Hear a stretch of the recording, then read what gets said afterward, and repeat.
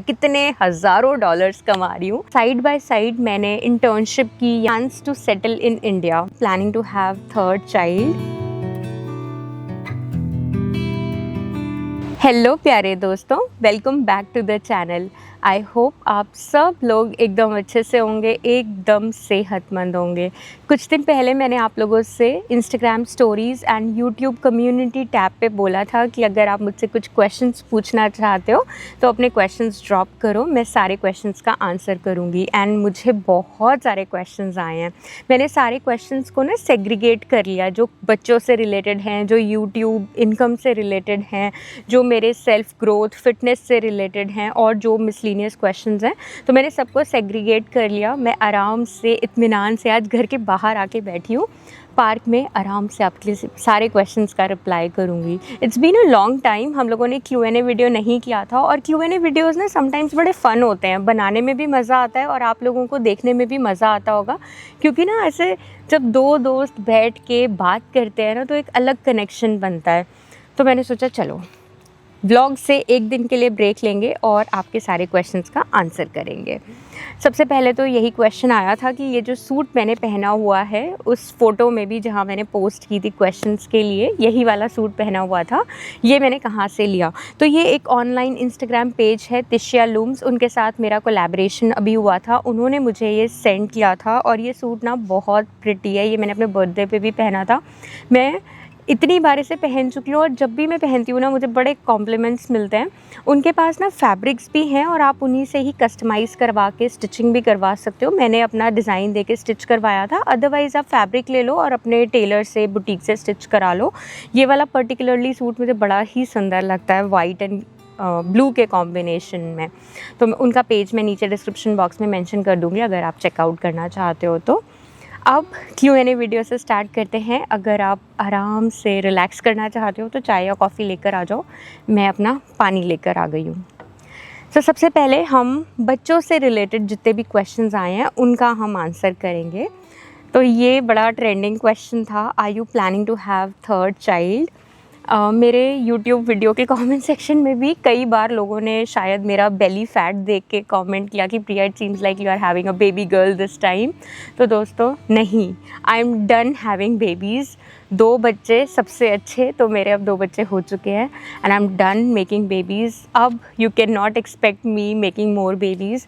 यार 2 बच्चे बहुत होते हैं, खाली बच्चे पैदा करना ही नहीं होता, उनको बड़ा करना, उनकी अपब्रिंगिंग करना, उनको हर फैसिलिटी वो प्रोवाइड करना जो वो डिज़र्व करते हैं, उनकी पढ़ाई, बहुत सारे एक्सपेंडिचर होते हैं। और खाली एक्सपेंडिचर ही नहीं, मतलब फ़िज़िकल मेंटल आपको इतना रेडी होना पड़ता है। आजकल तो लोग एक ही बच्चा करके इतना हो जाते हैं ओवरवेल्म कि नहीं भाई सेकंड बच्चा नहीं करना, बट मेरा हमेशा से था एक बच्चा एक ही रह जाता है। कभी भी ना वो सिबलिंगहुड वाला जो होता है उसमें वो प्यार नहीं डेवलप हो पाता। तो मुझे हमेशा से 2 बच्चे चाहिए थे और मेरे बच्चे फेयरली नाइसली गैप्ड है, 4.5 साल का गैप है मेरे दोनों बच्चों में। दोनों I am not planning for a third baby, I am happy having 2 boys. अब मैं बिल्कुल सेटल हो चुकी हूँ। मेरा वो डाइपर वाला फेज़ ख़त्म हो गया, स्लीपलेस नाइट्स वाला फेज़ ख़त्म हो गया and I am very happy having बच्चे। अब एक 9 साल का होने वाला है, एक 4 इयर्स का हो गया। तो अब I am looking forward to more adventures in life. अब मुझे बच्चे और नहीं पैदा करने।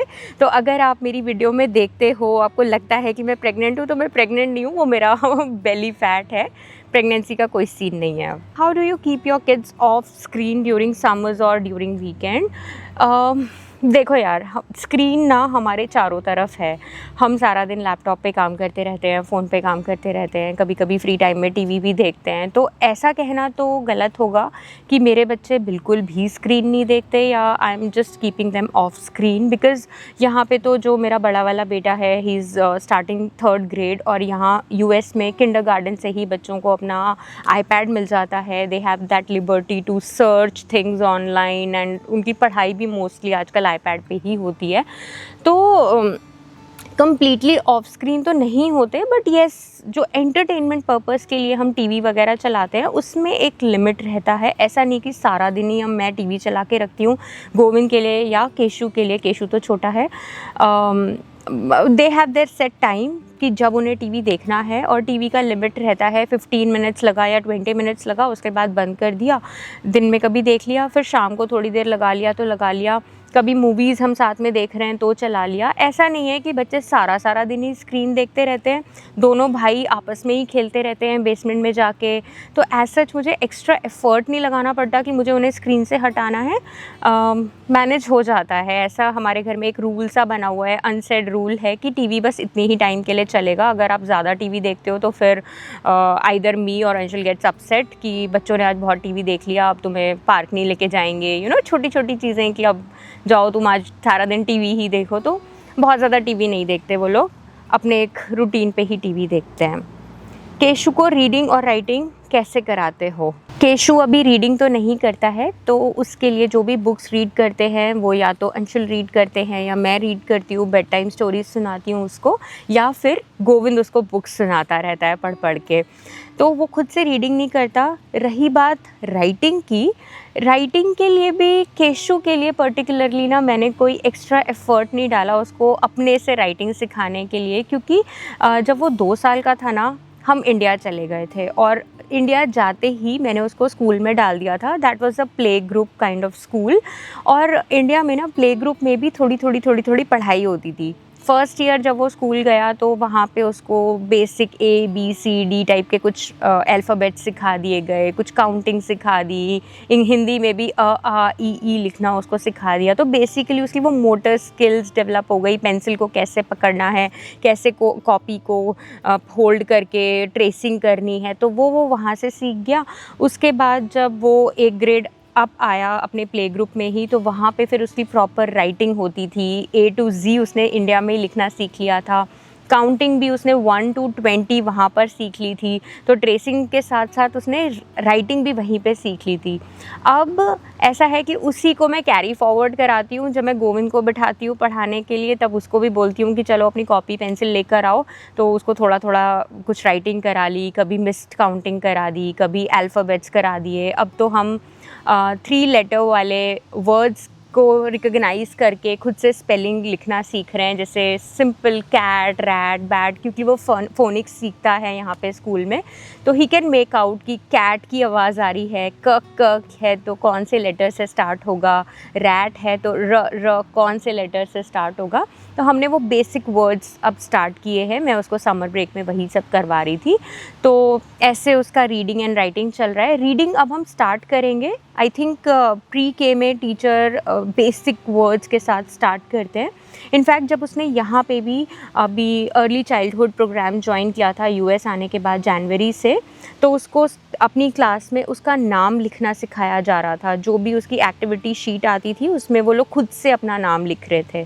तो that was in their curriculum कि by the end of early childhood उसको अपना नाम लिखना आता था। तो इस तरीके से उसने राइटिंग सीखी। यहाँ पे US में थोड़ा सा डिले करके राइटिंग सिखाते हैं, बिकॉज़ यहाँ पे बोलते हैं कि ज़्यादा उनकी मोटर स्किल्स पे काम करते हैं। बट अगर आपके अपने बच्चे को सिखाना है तो आप घर में कोई भी राइटिंग कॉपी में या ट्रेसिंग बुक्स आती हैं अमेज़ॉन पे अवेलेबल होती हैं, आप वो लाकर सिखा सकते हो। बच्चे को वाइट बोर्ड दे दो, मार्कर्स दे दो, उसके साथ उसके ऊपर कुछ वो ड्रॉ करेगा, लिखेगा, तो बच्चों की ना वो मोटर स्किल्स पेन पकड़ने की या क्रेयॉन या मार्कर पकड़ने की हैबिट डेवलप होगी और बच्चे फिर लिखना सीख जाते हैं। Can you bring more breakfast tiffin recipes for kids? Yes definitely, मैं और सारी रेसिपीज़ आप लोगों के लिए लेके आऊँगी। बच्चों के अब समर ब्रेक ख़त्म होने वाले हैं, स्कूल स्टार्ट होने वाले हैं, तो मैं प्लान कर रही हूँ कि मैं टिफ़िन रेसिपीज़ आप लोगों के साथ इंस्टाग्राम पे, यूट्यूब शॉर्ट्स में शेयर करूँगी। अगर आप मुझे इंस्टाग्राम पे फॉलो नहीं करते तो प्लीज़ कर लो और रील्स के साथ भी एंगेज किया करो। It really helps me grow and जब कंटेंट आप लोग पसंद करते हो तो मुझे बहुत मोटिवेशन भी मिलती है कि मैं और नया कंटेंट लेकर आऊँ। नेक्स्ट क्वेश्चन है, how I was able to transition both kids to sleep in their own room, specially Keshu. इसकी एक ना लंबी स्टोरी है। जब हम अपने घर में मूव हुए थे तब आई वॉज़ 3 मंथ्स प्रेग्नेंट। और जब प्रेगनेंसी में ना गोविंद मेरे साथ सोता था पहले, जब हम रेंटेड अपार्टमेंट में रहते थे, तो धीरे धीरे करके ना वो प्रॉब्लम्स ही आने लगी थी। मुझे डर लगता था कि कहीं वो रात में सोते सोते, बच्चे पैर वैर बहुत चलाते हैं ना, लातें पड़ती हैं, तो मुझे डर लगता था कि कहीं उसने मेरे पेट पे लात ना मार दे। तो जब हम अपने घर में शिफ्ट हुए थे, I was 3 months pregnant and तभी हमने डिसाइड किया था कि अब गोविंद को हम को स्लीप नहीं कराया करेंगे, उसके लिए हम बेड लेंगे और उसको धीरे धीरे करके ट्रांजिशन करेंगे।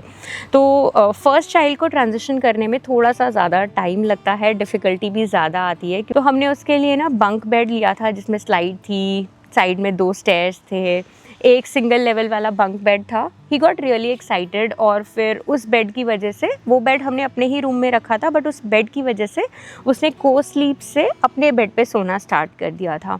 For fairly good amount of time वो अपने उस बंक बेड पे सोता था। फिर केशु आ गया, केशु मेरे साथ को स्लीप करता था। फिर धीरे धीरे करके जब गोविंद किंडरगार्टन में आया था, उसको वो सेंस आने लग गई थी कि अब मैं बड़ा हो गया। उसका बेड दूसरे रूम में शिफ्ट कर दिया। 1-2 दिन सोया, फिर उसे लगा कि नहीं, मुझे मम्मी पापा के रूम में ही सोना है, तो फिर वो आया। ऐसे करके धीरे धीरे करके वो ऐसे ट्रांजिशन हुआ, बट गोविंद का ट्रांजिशन हो गया था किंडरगार्टन में।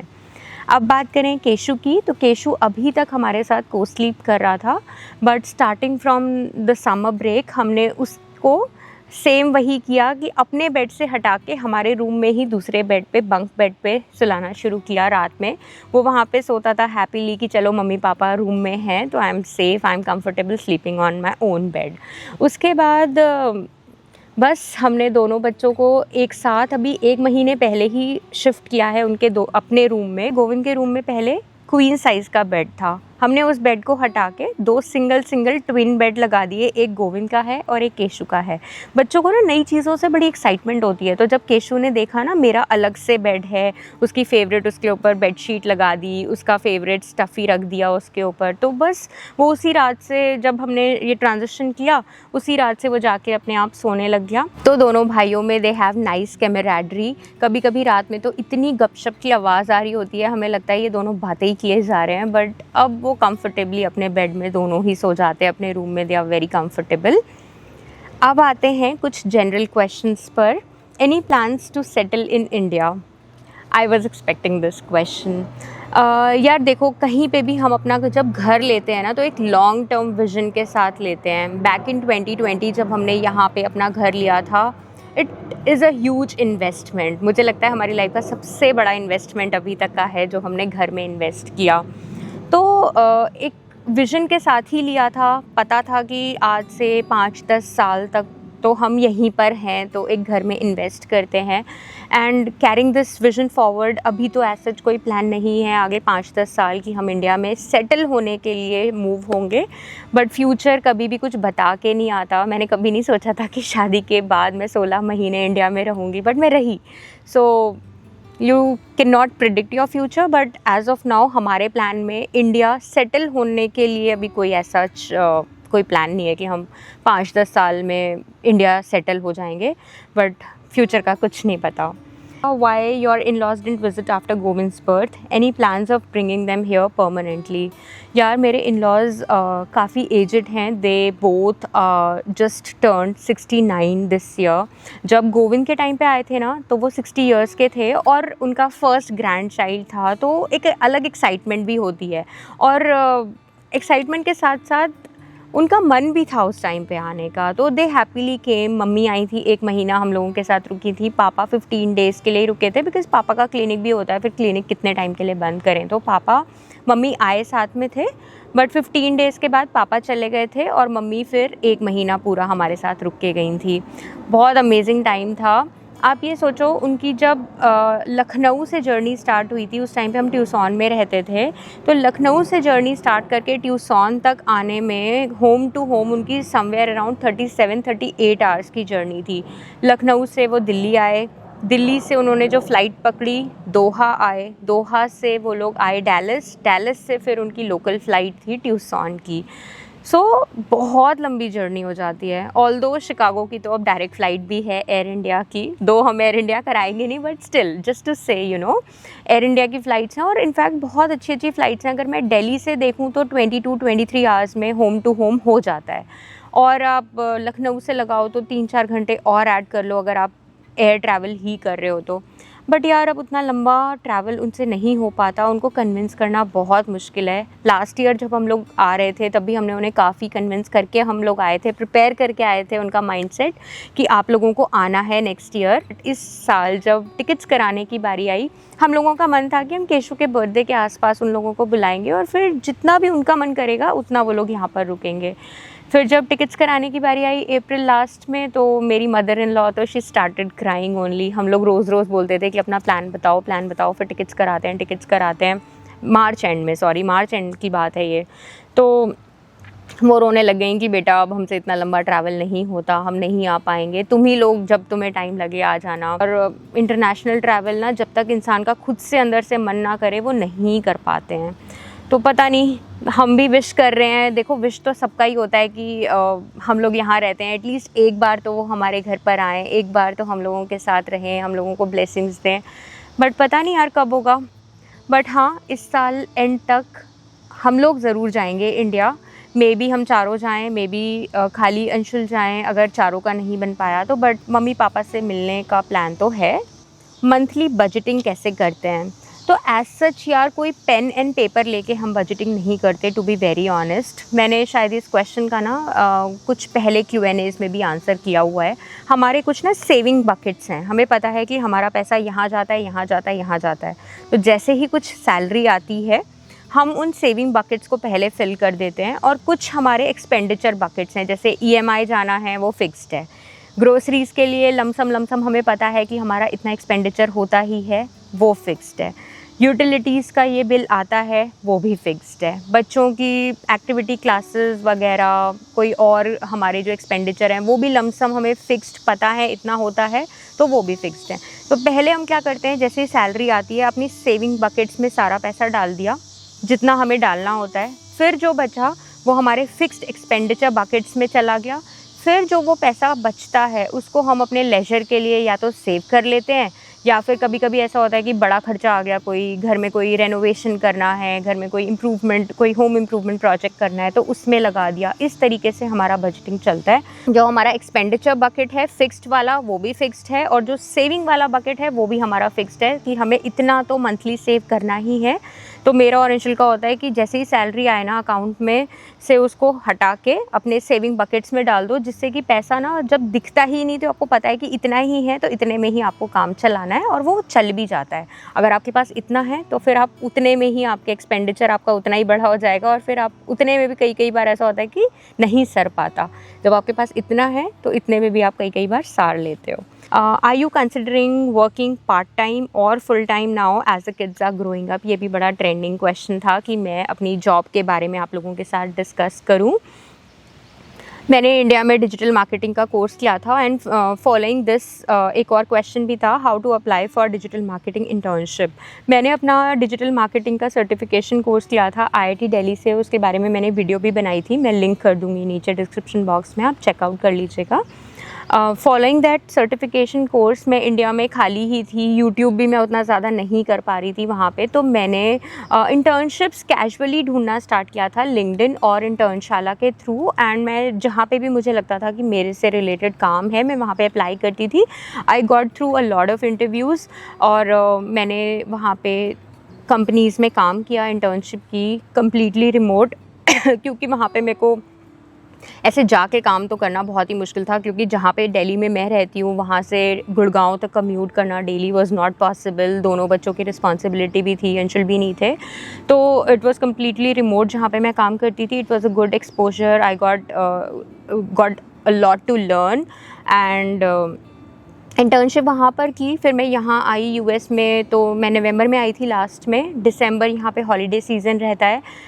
फॉलोइंग जनवरी, इस साल के जनवरी से I started applying for jobs here in the US। और अगर आप US मार्केट को अभी क्लोजली फॉलो कर रहे हो तो आपको पता होगा कि यहाँ पे जॉब मार्केट काफ़ी ज़्यादा ख़राब चल रहा है। इनफैक्ट ये चीज़ मैंने कई बार अपने वीडियोस में भी कैजुअली डिस्कस की है।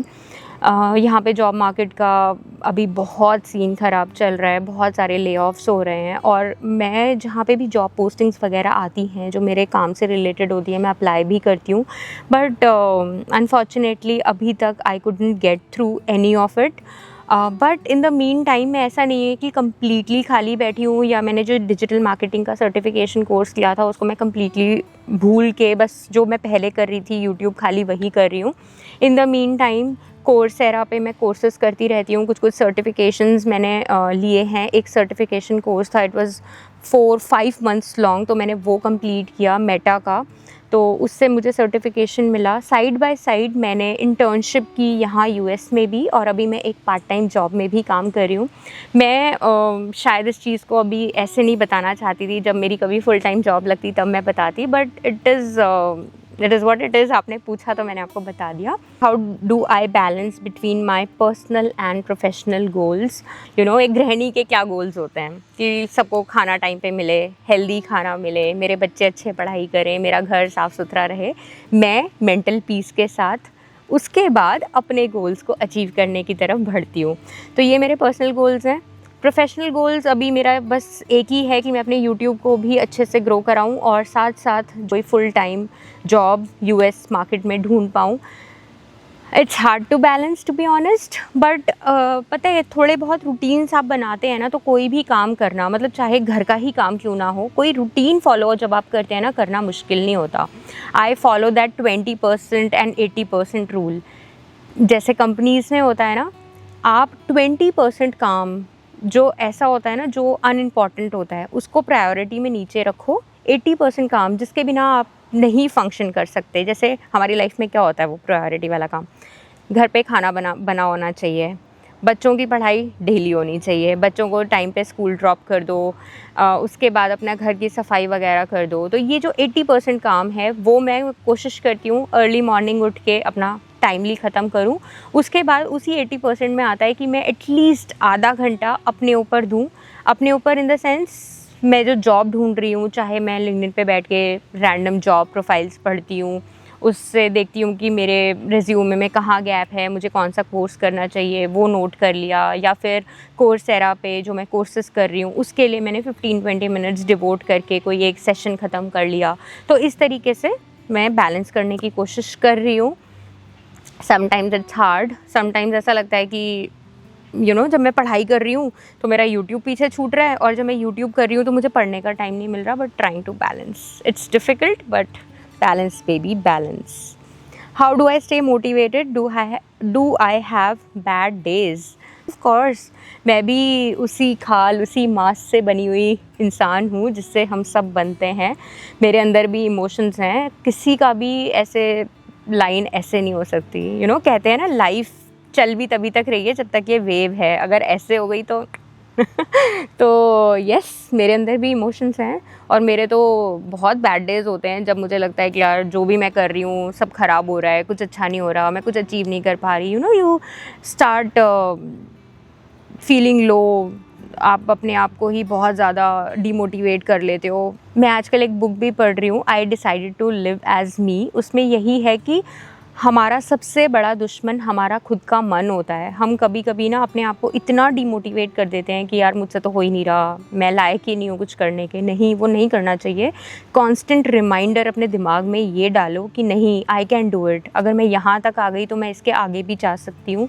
थोड़ी मेहनत और, कभी गिव अप मत करो। देर आर डेज़ जब आपको बुरा लगता है, उस दिन आप शट डाउन करके थोड़ा रिलैक्स करो, डीप ब्रीदिंग करो, टीवी देख लो, कहीं बाहर चले जाओ अपनी फैमिली के साथ डिनर पे। बट अगेन नेक्स्ट डे के साथ आपको उठना है, उसी मोटिवेशन के साथ फिर से आपको काम करना है। कभी भी गिव अप नहीं करना। मेरे पेरेंट्स ने मुझे हमेशा यही सिखाया है। अच्छी चीज़ों को मिलने में टाइम लगता है, उस टाइम को आप कम ज़्यादा बेशक कर सकते हो, बट वो अपना ड्यू कोर्स पूरा करके ही आपके पास आएगा। मेहनत करना आप कभी नहीं छोड़ना। अगर आपने आज मेहनत करनी छोड़ दी तो फिर तो चीज़ आपके हाथ से निकल ही गई।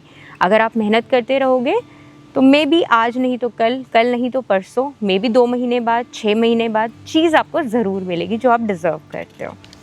अब आते हैं मेरी फिटनेस से related. What is your current weight, how is my fitness journey going on. पहले मैं बहुत वेट ट्रैक करती थी। Weight is just a number. मेरे ट्रेनर मुझे यही समझाते हैं कि वेट कम ज़्यादा करना शुड नॉट बी योर गोल।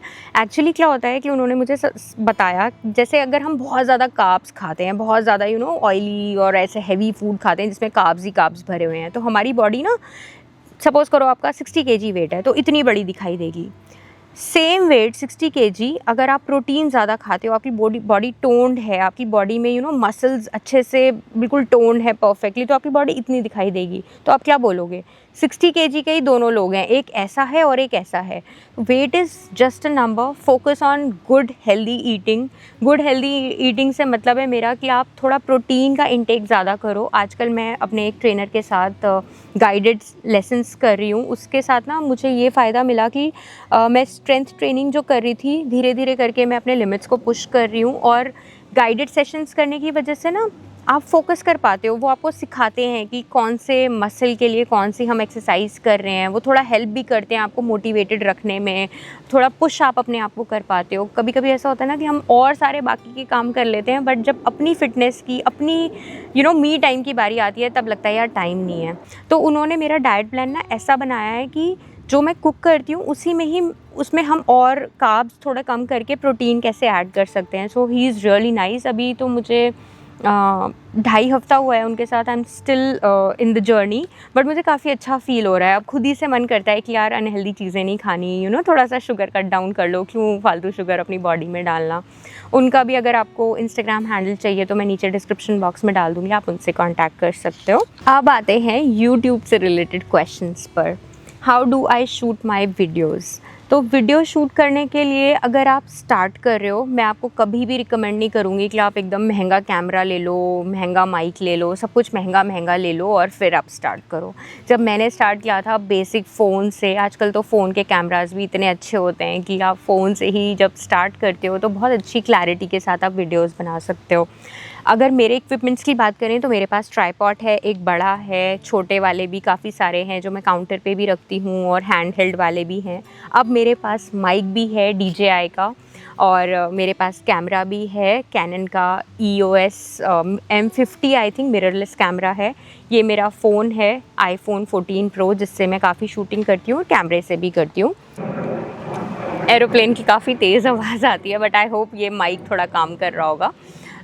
तो मैं बता रही थी कि YouTube से रिलेटेड जितना भी काम होता है, starting from planning for a video to shooting to editing to brands के साथ कांटेक्ट करके डील करना, ब्रांड्स के साथ कोऑर्डिनेट करना, वो सब मेरा अपना काम है। हाँ, इस बीच में अगर कभी मुझे कुछ थोड़ी बहुत हेल्प चाहिए तो अंशुल इज़ ऑलवेज़ देयर। आप YouTube से सीख सकते हो। YouTube is such a nice platform. YouTube पे इतने सारे वीडियोज़ हैं जो आपको अच्छे अच्छे वीडियोज़, एस्थेटिक वीडियोज़ बनाना सिखाएंगे। तो मैंने भी YouTube से ही सीखा था सब एडिटिंग एंड ऑल। उसके बाद एक बड़ा ट्रेंडिंग क्वेश्चन है, how much I earn from YouTube. ये क्वेश्चन कुछ लोगों ने तो आउट ऑफ उनके लिखने के स्टाइल से मुझे पता चल रहा था कि आउट ऑफ जेलसी पूछा है कि भाई मैं कैसे PR मुझे मिलते हैं, मैं कितने हज़ारों डॉलर्स कमा रही हूँ यूट्यूब से। और कुछ लोगों के जेन्युइन एक पूछने के तरीके से आपको पता चल जाता है। तो कुछ लोगों का जेन्युइन कंसर्न था कि अगर वो लुक फॉरवर्ड करें यूट्यूब को एज अ करियर तो कितना आप कमा सकते हो। तो देखो यार, फ्रॉम डे वन अगर आप यूट्यूब में आना चाहते हो just to earn money, I would not recommend this field to you, because YouTube में आपको डे वन से पैसा नहीं मिलता। सालों साल जब आप मेहनत करोगे, एक कम्युनिटी डेवलप करोगे, अपनी कम्युनिटी बनाओगे, ट्रस्ट डेवलप करोगे लोगों के अंदर, जब लोग आपको देखना पसंद करेंगे, रिटर्निंग व्यूअर्स होंगे आपके व्यूज़ अच्छे आएंगे, तब आप कुछ उसमें से अर्न करना स्टार्ट करते हो। और अगर आपको लगता है कि हर यूट्यूबर लाखों में डॉलर्स कमा रहा है या हज़ारों में डॉलर्स कमा रहा है, ऐसा भी नहीं होता। हज़ारों लाखों में जो डॉलर्स कमाते हैं वो यूट्यूबर्स कमाते हैं जिनके मिलियंस में व्यूज़ आते हैं। For me, a small content creator जिसके कुछ हज़ारों में व्यूज़ आते हैं, एक छोटी सी कम्युनिटी है प्यारी सी आप लोगों की, हम लोगों को बहुत ज़्यादा पैसा नहीं मिलता, but it is sufficient, it is good. I mean, आप एंगेज्ड भी हो, आप घर से काम कर रहे हो, आप कहीं बाहर नहीं जा रहे। ऑफ कोर्स आपको टाइम काफ़ी देना पड़ता है, आपको बहुत सोचना भी, ब्रेनस्टॉर्मिंग भी करनी पड़ती है आइडियाज़ के लिए, बट मुझे ये ऑल इन ऑल ये इकोसिस्टम काफ़ी अच्छा लगता है, क्योंकि कहीं बाहर जाके काम नहीं करना, अपने टर्म्स पे आप काम कर रहे हो, अपने ही बॉस हो, और धीरे धीरे करके ही इस चैनल को मैंने ग्रो किया है। डे वन से कोई पैसा नहीं आता, और यूट्यूब से ना कोई ऐसे सेट इनकम भी नहीं आती। जैसे अगर आप 9 to 5 जॉब में हो तो आपको पता है कि आपका इतना पैकेज है तो सो एंड सो सैलरी आपको हर महीने आपके अकाउंट में क्रेडिट हो जाएगी, ऐसा नहीं होता। YouTube is all like a shop. जिस दिन आपकी दुकान खुली उस दिन आपको पैसा मिला, जिस दिन आपकी दुकान नहीं खुली आपको पैसा नहीं मिला, आपने कोई कमाई नहीं की।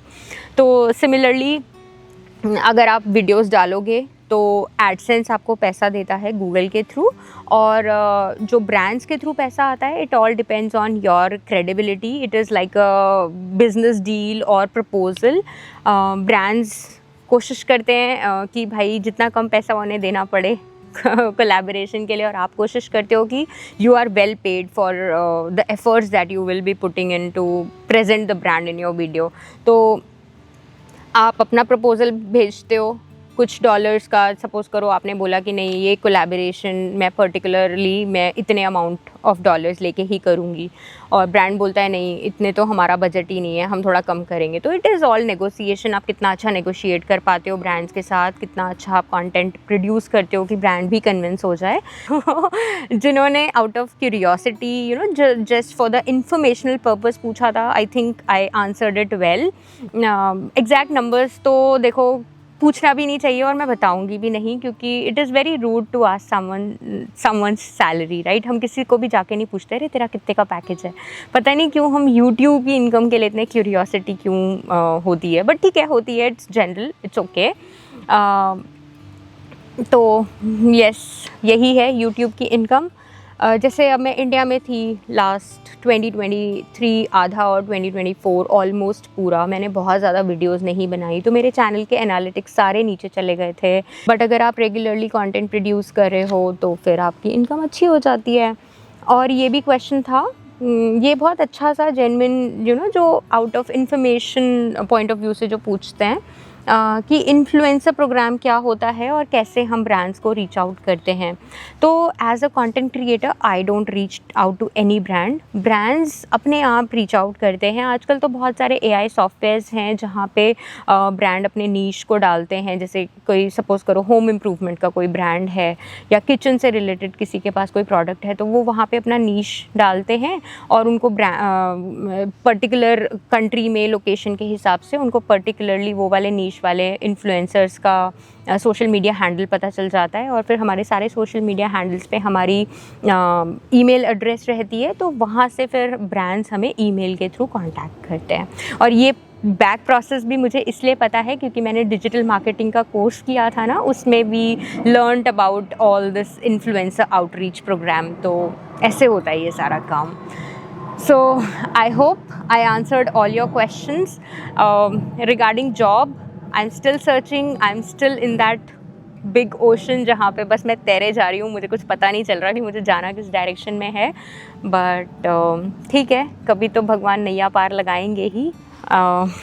तो बस यही था दोस्तों। आई होप आपको आज का Q&A वीडियो पसंद आया होगा। मैंने बिल्कुल रॉ रैंडम जो मेरे मन में आया वो आपके साथ मैंने शेयर किया। कोई स्क्रिप्ट नहीं थी आंसर्स की, कुछ भी नहीं, बस क्वेश्चंस मैंने एक बार पढ़ के नोट डाउन कर लिए थे जिससे कि वीडियो का एक फ़्लो सही बना रहे। और मैंने बिल्कुल दिल से आपको सब कुछ बताया है, खुल के बताया है। आई होप आपको पसंद आया होगा। अगर पसंद आया हो तो वीडियो को लाइक करना, शेयर करना, मुझे इंस्टाग्राम पे फॉलो कर लीजिएगा। मैं आपको मिलती हूँ एक और नए वीडियो के साथ। Till then you take care, bye. हवा चल रही है, मौसम अच्छा सा हो रहा है, ऐसा लग रहा है बरसात होगी। 2-3 दिन से ऐसा लग रहा है, बट बरसात होती नहीं है। तो ना वो ह्यूमिडिटी सी हो जाती है ना, जैसे गुम सा हो जाता है मौसम, वैसा हो रहा है बहुत दिन से।